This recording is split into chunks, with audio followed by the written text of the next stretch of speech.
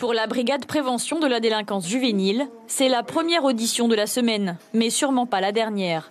Comme pour la moitié des mineurs victimes, cet enfant a subi des violences sexuelles et vient se confier auprès du gendarme. Pour lui éviter de répéter les faits, l'entretien est filmé et enregistré pour les besoins de la justice. Toujours dans la mise en confiance, tout ça. Alors on parle de lui, on parle de sa famille, de sa maman, de s'il habite dans une maison ou dans une cabane. On parle de l'école, c'est important.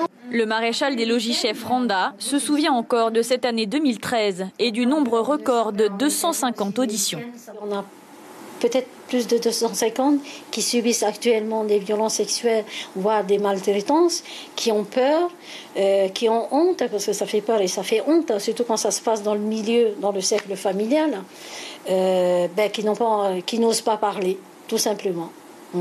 Et ces 250-là, ce sont les 250 qui sont vraiment... Parce qu'il faut être très, très courageux. Les 4 gendarmes de la brigade se partagent entre leur mission de prévention dans les établissements scolaires et le difficile travail de recueil de la parole de l'enfant. Première difficulté qui est l'utilisation d'un vocabulaire adapté. En fonction de l'âge, on doit vraiment utiliser un vocabulaire qu'ils vont comprendre. La deuxième difficulté, c'est que les enfants sont impressionnés par l'uniforme. Donc en fait, on a une partie de mise en confiance très importante.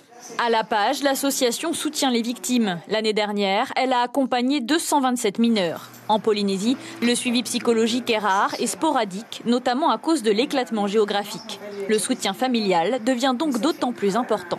Les mineurs que j'ai eu à suivre, en tout cas, ont été souvent plus blessés d'être rejetés par leur famille que par l'infraction elle-même. Blessés que de ne pas avoir été crus, blessés que le reste de la famille prenne parti pour l'auteur plutôt que pour elle.